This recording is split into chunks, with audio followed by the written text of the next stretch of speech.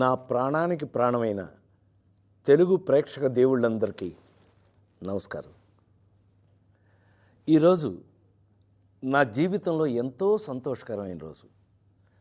భారత ప్రభుత్వం నాకు పద్మశ్రీ పురస్కారాన్ని ప్రకటించిందని తెలిసినప్పటి నుంచి నా కళ్ళు ఆనందంతో నిండిపోయాయి.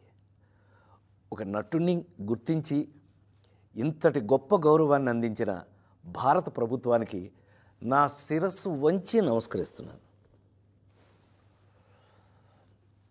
అలాగే నా పేరుని ఈ పురస్కారానికి సిఫార్సు చేసిన ఆంధ్రప్రదేశ్ ప్రభుత్వానికి, పెద్దలందరికీ నా ప్రత్యేక కృతజ్ఞతలు. కానీ నిజం చెప్పాలంటే ఈ అవార్డు నాది కాదు, మీది. 48 ఏళ్లుగా నన్ను ఒక నటుడిగా మాత్రమే కాకుండా మీ ఇంట్లో ఒక మనిషిగా, మీలో ఒకడిగా గుండెల్లో పెట్టుకుని చూసుకుంటున్నారు.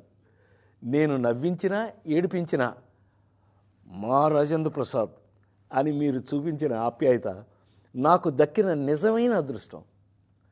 ఆ ప్రేమే ఈరోజు నన్ను ఇక్కడ దాకా నడిపించింది. 2 తెలుగు రాష్ట్రాల ప్రజలు నన్ను సొంత బిడ్డలాగా ఆదరించారు. మీ రుణం ఈ జన్మలో తీర్చుకోలేను.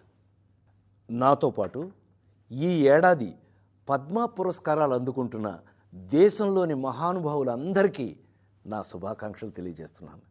మీ ఆశీస్సులు ఎప్పుడూ నా మీద ఇలాగే ఉండాలి.